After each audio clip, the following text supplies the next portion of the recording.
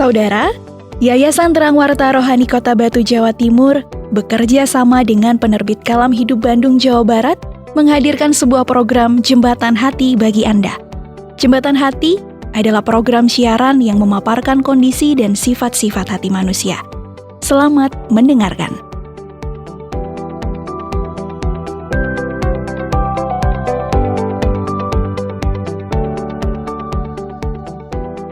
Selamat pagi Pak Gede.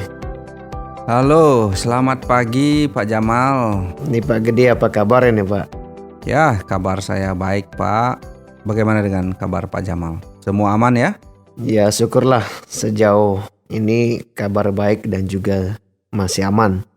Tapi kok Pak tumben nih nanya semua aman nih, kayak terjadi bencana saja ini Pak. Ya, inilah Pak, kan kita mau memastikan aja supaya Pak apakah aman, karena ada akhir-akhir ini banyak sekali ada musibah kan di mana-mana. Iya. Jadi ya itulah menyebabkan. Iya Pak, sampai sekarang sih semuanya aman Pak.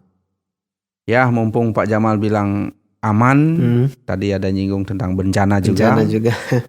Jadi apakah Pak Jamal ikut sebagai relawan Pak untuk tanggap bencana itu? Tidak Pak Gede. Dan juga kan sudah ada yang ke sana. Saya sekarang sih fokus di rumah saja. Sambil urus beberapa pekerjaan yang ada. Lagi sibuk apa sekarang nih Pak kalau gitu? Ya sebenarnya sih tempat kerja. enggak sibuk sih Pak memang, tapi ada beberapa kendala yang memang harus saya bereskan Pak. Oh ya, kendala apa itu Pak kalau boleh tahu yang perlu dibereskan ini? Kayaknya serius amat nih Pak. Ya enggak serius sih, tapi ini sih masalah di tempat kerja Pak. Masih saja ada kendala antara satu dengan yang lain. Saling benci, dendam, dan saling sikut lah. Wah itu ya, bahaya maklum lah sekali. tempat kerja kan begitu Pak ya. Kalau begitu ya seharusnya Pak Jamal berusaha menahan diri lah kalau situasinya begitu. Iya. Jangan sampai terjadi sesuatu. Oke siapa Gede, memang sih Pak mengendalikan diri itu sangat penting. Ya itu kan harus Pak, bukan malah salah penting saja. Kita bisa berdampak dalam pekerjaan kan, itu enggak baik. Iya. Contohnya kita jadi bekerjanya tidak nyaman kan, Iya. begitu kalau Tidak saling terarah, sikut Pak, ya. ya. Juga bisa pekerjaannya asal jadi juga Asal kan. jadi. Ya, bisa-bisa jadi masalah satu dengan yang lain kan gitu. Ya bisa-bisa marah tidak jelas ya. Ya. Ya benar Pak Gede, saya juga sih merasakan ya apa yang Pak Gede katakan. Apalagi nih dengan teman yang asal kerjanya asal jadi saja. Waduh. Dan kadang-kadang tidak sesuai dengan pola pikir kita. Ini rasanya membuat tekanan darah sempat naik nih Pak. Memang begitulah di dunia kerja Pak. Apalagi banyak orang kan. Iya. Intinya kita harus bijak lah membawa diri dalam lingkungan pekerjaan kita supaya semuanya aman kan begitu Pak. Iya, Pak. Jamal. Saya Pak Gede memang sih harus itu walaupun tekanan berat ya. Tensi kadang tidak stabil. Pembawanya ingin marah saja ini Benar Pak. sekali. Memang begitulah Pak. Ya, tapi mau gimana lagi? Kita harus tetap di tempat kerja memberi yang terbaik, Iya. menyelesaikan tugas-tugas kan Ya, gitu Pak harus Jamal. bertanggung jawab ya. Harus Iya. kalau di tempat kerja gitu Ya kan. tapi sih kan kadang-kadang muncul juga nih dalam pikiran dan hati saya nih. Kayak benci, dendam begitu sama rekan-rekan Kok kerja bisa itu gitu Pak. Pak? Ya Pak Gede, ini kan karena selalu ditekan ya Pak. Ya. Kadang tidak dihargai pekerjaan kita, malah ditumpukin lagi kerjaan yang ada. Makanya ya muncul sendirilah kayak benci, dendam Aduh. itu dalam diri kita pada atasan Pak. Jadi ketika muncul benci, dendam begitu, apa yang Pak pikirkan itu? Ya yang saya pikirkan ini seandainya nih nanti kalau saya berhasil jadi bos ya mungkin saya akan berlaku seperti yang saya lihat di atasan saya Waduh. kepada karyawan saya. Oh, Ya istilahnya melampiaskan lah. jadi Pak mau lampiaskan Iya. supaya Karena ada dendam yang terpendam di dalam diri sendiri nih. wah, itu enggak boleh begitu Pak Jamal. Itu malah merusak hati dan jiwa Pak Jamal sendiri karena menyimpan kebencian Iya. lalu ingin melampiaskan di masa depan untuk orang lain.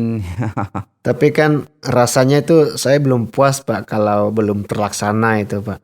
Nah, ini berbahaya Pak Jamal. Jangan-jangan nanti Pak Jamal bisa lampiaskan ke keluarga sendiri juga nanti. Coba Pak Jamal bayangkan, seandainya Pak Jamal 20 tahun ke depan tetap jadi karyawan dan belum jadi bos, kan berarti selama itu Pak Jamal memendam kebencian, dendam, kan gitu. Iya. Namanya itu bisa dikatakan menyiksa diri Pak Jamal sendiri itu. Sempat juga sih saya pikirkan seperti itu Pak. Tapi kan karena ingin membalas itu ya, jadi semua seperti itu diabaikan jadinya. Yang penting tetap terlaksana lah dendam itu. Nah ini tidak baik kalau menurut saya, ini tidak sehat Pak, mentalnya Pak Jamal sudah nggak sehat ini. Iya. Kasihan orang yang di sekitar Pak Jamal ini menjadi pelampiasan nanti, pelampiasan kebencian, kedendaman Pak Jamal dengan situasi seperti itu. Ini bahaya. Ya saya rasa sih mereka tidak akan kena dampak Pak. Apa yang saya rasakan semuanya kayaknya baik-baik saja Pak. Ya, tapi itu kan baru perasaan Pak Jamal saja. Hanya saja mungkin orang yang di sekitar Pak Jamal malas dengan Pak Jamal, tidak mau berdebat. Iya. Padahal mereka simpan itu ketidaksukaannya kepada Pak Jamal. Itu kan Pak Jamal nggak tahu juga kan. Ya biar saja apa yang mereka rasakan. Yang jelas kan itu bukan urusan saya dengan mereka Pak. Saya dengan atasan sih Pak. Ya itu namanya Pak Jamal egois. Kalau menurut saya sini, pandangan saya secara tidak sadar Pak Jamal sudah membenci rekan kerja walaupun tidak langsung ya, tapi mereka merasakan mungkin. Iya. Mereka sakit hati terhadap Pak Jamal, bisa jadi. Oh masa iya Pak mereka begitu? Setahu saya kan kami selama ini sih ya baik-baik saja Pak. Ya, itu yang kan saya tahu. menurut Pak Jamal. Bagaimana dengan mereka kan Pak tidak tahu juga hati mereka. Ya apakah Pak Jamal pernah tanya mereka? Jangan sampai karena sikap Pak Jamal malah mengajarkan mereka untuk membenci atasan juga kan begitu. Jadi itu turun-temurun lagi. Iya. Waduh, kok sampai sebegitu dampaknya Pak? Gede, saya nggak memikirkan Ya sampai benar Pak jauh Jamal. itu Pak. Makanya kenapa saya bilang Pak Jamal dapat merugikan orang banyak. Dengan sikap seperti itu malah suasana kebencian, dendam itu sebenarnya mereka akan kena dampak ya. Wah, kalau begitu saya ini salah besar ini Pak ya. Ini melibatkan mereka secara tidak langsung, tautannya mereka udah terlibat dengan situasi saya Pak. Ya, kalau pandangan saya ya begitu Pak Jamal. Dan kita coba renungkanlah. Apa itu Pak? Seperti ada satu kata bijak yang mengatakan begini. Bagaimana itu Pak? Segala kepahitan, kegeraman, kemarahan, pertikaian, dan fitnah hendaklah dibuang dari antara kamu. Demikian pula segala kejahatan. Nah ini yang perlu kita sadari, bahwa perlu waspada terhadap hal-hal seperti kepahitan, kegeraman, kemarahan itu. Karena itu juga berdampak untuk orang lain. Waduh, ini saya menyesal ini Pak telah berbuat demikian. Saya tidak memikirkan kalau dampaknya separah itu Pak. Saya hanya memikirkan diri saya sendiri saja ini. Ya menyesal memang sering terjadi belakangan. Tetapi yang penting bagaimana Pak menyadari perbuatan kebencian, dendam itu jangan sampai disimpan. Iya Pak, harus dibuang Pak ya. Iya Pak. Ya Pak Gede, dan saya baru sadar akan kesalahan dan keegoisan saya selama ini. Saya tidak memikirkan rekan saya sendiri Pak. Begitulah sifat dosa yang cenderung menguasai Pak setiap orang. Jadi dosa itu berakar dan selalu mencari mangsa. Selalu ya. Supaya dosa itu terus berlipat ganda. Nah itu iblis atau setan punya kerjaan. Kalau Pak melakukan itu ya Pak dikuasai kuasa setan. Dikuasai setan ya. Ya Pak Gede, saya juga rasanya harus minta maaf nih Pak sama rekan kerja saya. Saya sudah membuat mereka kecewa mungkin ini Pak. Tapi Pak minta maaf Yang terpenting sekarang Pak Jamal harus sadar dan mau sungguh-sungguh berubah. Siap. Maka yang lain pasti gampang lah dirubah. Kalau Pak mulai berubah, menyesal ya. Iya benar Pak yang Pak Gede katakan ya. Memang saya sih harus benar-benar berubah dulu. Ya harapannya begitu Pak. Supaya tidak hidup dalam dosa dan tidak merugikan banyak orang Pak ya. Jadi mungkin solusinya Pak Jamal harus banyak berdoa lah ya. Minta ampun sama Tuhan dan berjanji siap, Pak. Terima kasih Pak. Tidak mengulangi kesalahan yang seperti itu ya. Benar Pak. memang sih selama ini sih jarang berdoa nih Pak. Nah, itu Jarang juga ikut kegiatan rohani, berkumpul dengan teman-teman gitu Pak. Jadi karena kepahitan bisa menjadi seperti itu. Jadi dunia kerja apalagi jangan dibawa-bawa itu. Jangan dibawa ya. Sifat-sifat seperti itu. Ya itulah yang saya pikirkan, teman-teman, rekan-rekan kena imbasnya. Karena kepahitan saya menjadi seperti ini. Dan kepahitan juga di dunia kerja ya Pak ya. Ya, jadi intinya Pak Jamal, kalau mau jadi sukses, belajarlah menghargai orang lain. Siap. Ya, karena itu wajib ya. Jadi agar sifat kemanusiaan kita pupuk untuk melakukan penghormatan terhadap orang lain sesama, gitu dalam dunia kerja. Ya, menghargai para pekerja ya. Menghargai, jadi itu yang penting sekali. Dikerjakan dengan senang hati ya, supaya tidak dengan terpaksa nih. Ya. Baik Pak, nih terima kasih nih Pak selalu mengingatkan saya nih, dan selalu mendukung saya ini. Ya itulah gunanya ya kita berteman, bersahabat. Jadi ada hal-hal yang kita sharingkan seperti itu. Ya.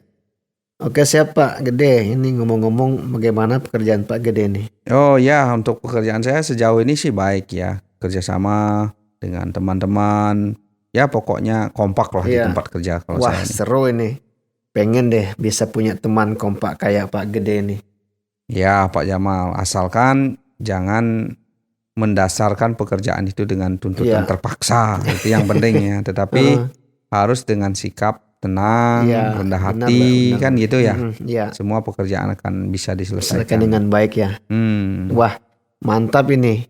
Terima kasih Pak Gede ini. Maaf ini mengganggu waktu Pak Gede. Oh, tidak apa-apa Pak. Tidak lanjut kerja Pak? Ya, saya akan masuk dalam ruang kelas sebentar untuk mengajar di kelas. Ya. Jadi kita akhir ya. Ya siap. Nanti kita bertemu lagi ya. Terima kasih Pak. Terima kasih. Semoga Pak bekerja dengan baik ya. Selamat mengajar Pak. Ya, mari.